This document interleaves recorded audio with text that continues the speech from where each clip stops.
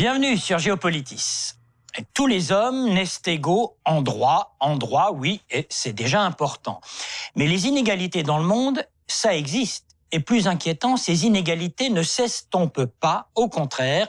Un exemple, moins de 1% des habitants de la planète possèdent 40% du patrimoine mondial. Inégalité dans les revenus en ce qui concerne les patrimoines, inégalité au niveau de l'habitat, du travail, de l'éducation, inégalité aussi dans le domaine des droits de l'homme. Il conviendrait donc de remodeler le monde, reshaping the world, en anglais, ça fait mieux. Et c'est du reste le thème du 44e Forum économique mondial qui se tient en ce mois de janvier à Davos, dans le canton suisse des Grisons. Géopolitis examine dans le détail ce monde forcément inégalitaire. Des inégalités, où ça? Mais partout, pas seulement dans le tiers-monde. Prenons le cas de New York. Le tout nouveau maire de la ville, Bill de Blasio, a surpris tout le monde en promettant, je cite, qu'il allait rectifier les inégalités. Inégalités à New York, oui, car dans la grosse pomme, il y a 400 000 millionnaires. Or, on estime à 21% de la population le nombre de ceux qui vivent au-dessous du seuil de pauvreté, ça fait presque 2 millions de personnes. Et toujours à New York, on reconnaît désormais qu'un enfant sur 5 n'a pas assez à manger. Mais allons plus loin. Si vous-même, vous possédez des biens, des économies, bref, un patrimoine pour à peu près 500 000 $ ou l'équivalent, eh bien, vous faites partie du 1% de la population qui est la plus riche du globe. Globalement, l'écart, notamment l'écart de revenus entre les plus riches et les plus pauvres, cet écart avait tendance à se réduire dans les pays de l'OCDE entre, disons, le début des années 80 et le début de la période de crise en 2007. Depuis cette année 2007, si on veut résumer, eh bien, le revenu des plus aisés a relativement stagné, mais le revenu des plus pauvres, lui, a encore baissé de 2% en moyenne. Arrêtons-nous un instant sur la question de l'inégalité dans l'habitat. Prenons deux pays, la Chine et l'Inde, et voyons deux exemples extrêmes tels que vus tout récemment par deux reportages de la RTS, inégalité à l'extrême. Le complexe s'appelle Palais de Fortune, en français dans le texte. Les villas sont d'ailleurs inspirées, selon leur créateur, du style français, même si l'ensemble reste plutôt kitsch. En quelques mois, 10 maisons ont déjà été achetées, d'autres sont en construction. Le lotissement devrait à terme compter 172 petits palais pour millionnaires. 46% de la population, soit près de 5 millions de personnes, habitent dans des conditions désastreuses. Encore un exemple de ces inégalités. Prenez le cas de l'homme le plus riche du monde, le Mexicain Carlos Slim. Eh bien, à lui tout seul, il possède un patrimoine qui équivaut à 4 millions d'années du SMIC, le salaire minimum en France. Cela dit, et là-dessus les experts sont d'accord, grâce à la mondialisation, un certain nombre de ces inégalités ont été, sinon gommées, du moins réduites, mais cela ne se voit pas forcément.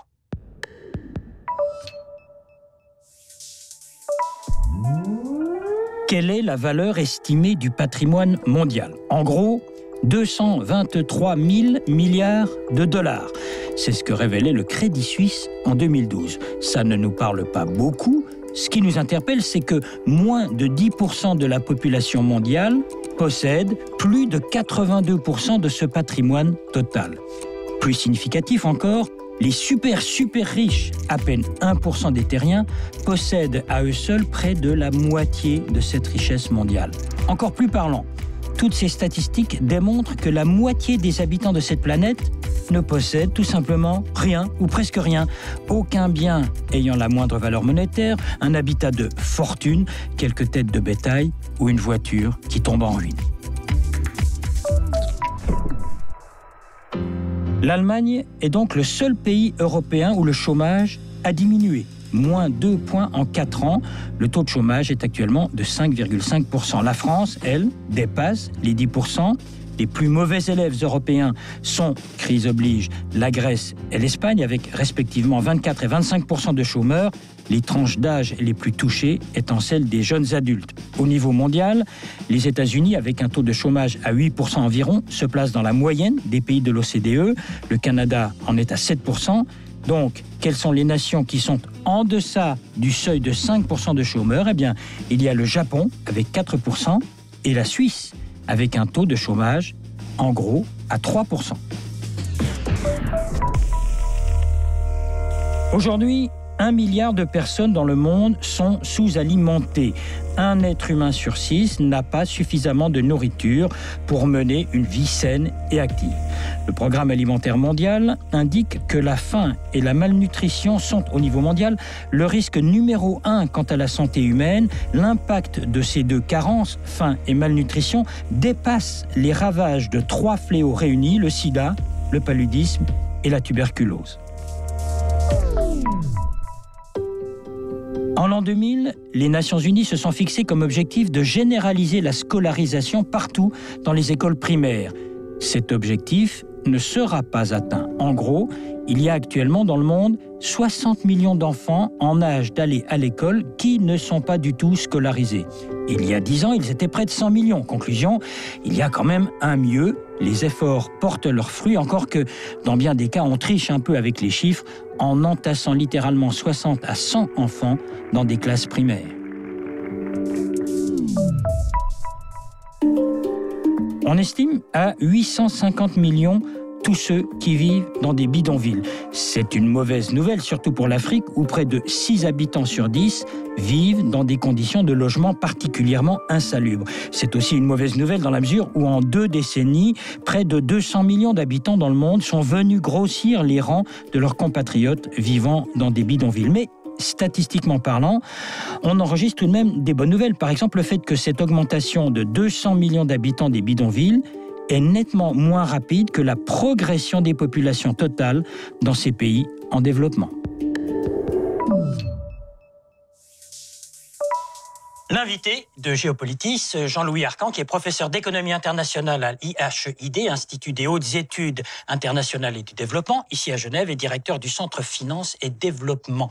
Ces inégalités, elles existent, on le sait, mais globalement, prenons une première idée, entre pays riches et pays pauvres, est-ce que ces inégalités, elles se réduisent? On verra ensuite à l'intérieur des pays. Mais entre les deux.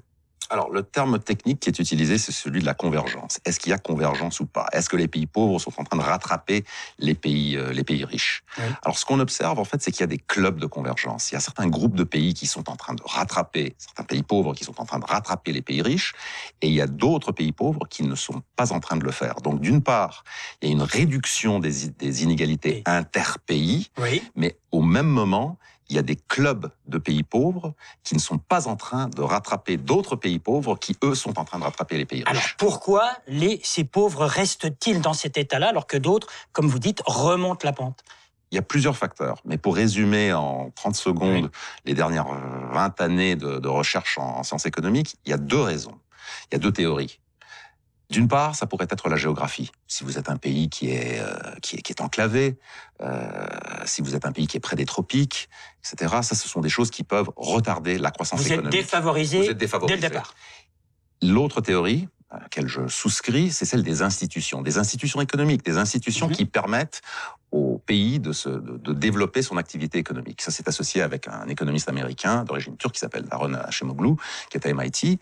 Et c'est probablement à cause des institutions que certains pays pauvres réussissent à rattraper les pays riches et d'autres pas. Mais leurs institutions, comment fonctionnent-elles chez eux puis pas chez les autres?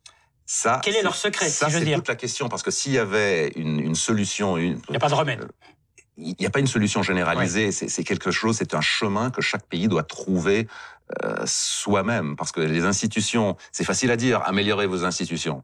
Mais en fait, chaque pays va avoir des institutions propres. Donc si vous regardez certains pays qui ont connu énormément de problèmes économiques, oui. Prenons Haïti. Oui. Haïti, entre 1960 et 1990, a eu un taux de croissance du PIB par tête qui était équivalent à moins 1,4% par année. Et c'est clair que les institutions sont complètement dysfonctionnelles à Haïti. Juste à côté, c'est un contrefactuel parfait, il y a la République dominicaine. Alors, c'est pas le paradis sur Terre, mais la République dominicaine a des institutions économiques et politiques qui fonctionnent. Et la République dominicaine est en train de rattraper des pays beaucoup plus riches. Une question qu'on se pose souvent, est-ce que oui ou non la mondialisation, ou disons plutôt la globalisation, a aidé ces pays pauvres à remonter et à arriver, non peut-être pas au niveau des pays les plus riches, mais en tout cas à rattraper ce retard dont vous parliez? Alors là, on a un problème de poule et d'œuf, que nous appelons de façon très savante en économie l'endogénéité. L'endogénéité, ça veut dire il y a des choses qui sont codéterminées. Ouais. Donc, il est évident quand on regarde les données que les pays qui ont participé à la globalisation sont des pays qui sont en train de rattraper plus rapidement. Les pays pauvres qui ont participé à la globalisation sont des pays qui rattrapent plus rapidement les pays riches. Mais la question c'est, est-ce qu'ils participent à la globalisation parce qu'ils sont en train de rattraper, ou est-ce qu'ils rattrapent parce qu'ils participent à la globalisation? Et ça, c'est quelque chose qui est très difficile d'identifier la direction de la causalité. Corrélation n'existe pas vraiment. Corrélation existe, mais distinguer corrélation et causalité, ça, c'est très difficile. Le fait que les plus riches, un tout petit pourcentage, possèdent de plus en plus du patrimoine mondial. Ça, c'est une tendance que l'on observe, qui est fixe, qui est réelle, ou c'est, disons, ponctuel? Alors, ce que l'on voit dans les données, au moins pour les pays de l'OCDE, le club des pays riches de ce monde, c'est que le ratio, le rapport entre la richesse, ça c'est un stock, la richesse, le PIB, ça c'est un revenu, c'est un flux chaque année. Et ce que l'on voit, c'est à travers le temps, sur les 40 dernières années, le ratio entre la richesse et le revenu est en train d'augmenter dans les pays industrialisés. Alors, on ne le sait pas pour les pauvres. Alors, ça veut dire quoi que ce ratio il augmente? Alors ça veut dire que le stock de richesse, donc si vous pensez à la richesse, c'est vos actifs financiers, votre maison, etc. Et ça n'a rien à voir avec votre revenu. Bien sûr. Parce que vous pouvez très bien flamber votre revenu dans une année, mais peut-être ça changera presque rien à votre richesse. Oui. Donc la richesse, comme proportion, ou plutôt le revenu comme proportion de la richesse, est en train de diminuer, ce qui veut dire que la richesse comme proportion du revenu est en train d'augmenter. Oui. Donc ces patrimoines par rapport au revenu annuel sont en train d'augmenter dans les pays riches. L'autre chose qu'il faut garder en tête, c'est qu'on a parlé jusqu'à présent sur les inégalités entre pays, c'est les inégalités interpays. Mais à l'intérieur même des pays. À l'intérieur des pays, il y a beaucoup de pays où les inégalités se creusent. Donc, à cause de la crise ou ça n'a rien à voir? C'est difficile de dire, ça dépend des pays. Il y a c'est lié aussi avec la globalisation. Il y a des circonstances sous lesquelles la globalisation peut être quelque chose qui va aider à creuser les inégalités, et dans d'autres circonstances, la globalisation va aider à amenuiser les inégalités. Donc, désolé, mais comme économiste, ma réponse à pratiquement toutes les questions va être « ça dépend ». Pour conclure, ces inégalités dans le monde, elles vont s'estomper ou elles vont continuer l'écart va continuer à se creuser? Certains écarts vont continuer à se creuser et d'autres vont se réduire. Ça dépend de l'indicateur que l'on regarde. Parce qu'on peut regarder des indicateurs de revenus, mais évidemment, il y a d'autres indicateurs, comme, je sais pas, l'espérance de vie à la naissance. Ça, a priori, ce qu'on est en train de voir, c'est une convergence de l'espérance de vie à la naissance. Même si, là aussi, il y a eu des pays où l'espérance de vie a baissé. Après la chute de l'Union soviétique, l'espérance de vie en Russie a connu une baisse catastrophique, la plus grande de l'histoire de l'humanité. On n'a pas fini de parler de ces inégalités. Merci Jean-Louis Arcand. Je rappelle que vous êtes donc professeur d'économie internationale à l'IHEID, Institut des hautes études internationales et du développement, ici à Genève. Merci à vous. Merci.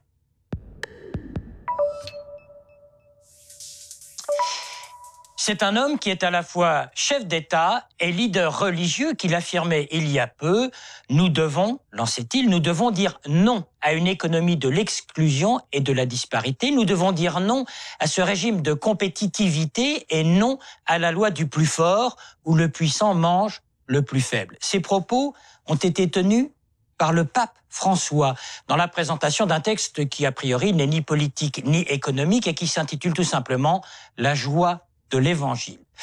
Et pourtant, c'est tout un programme social, voire sociétal, que le pape entend défendre.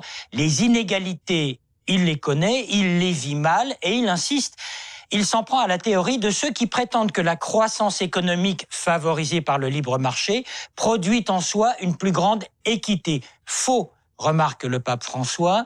Avec cette théorie, les exclus continuent à attendre car cette théorie exprime une confiance grossière et naïve, je cite, en la bonté de ceux qui détiennent le pouvoir économique.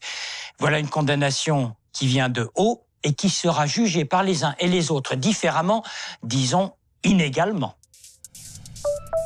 Et sur la page web de Géopolitis, préparée par David Nicole, vous avez la possibilité de réagir à cette émission et à la commenter. Pour vous aider, toute une série de vidéos, thématiques, de sites internet, d'infographies et d'archives. Comme d'habitude, vous pouvez podcaster ce programme de la RTS et vous êtes toujours les bienvenus sur Géopolitis.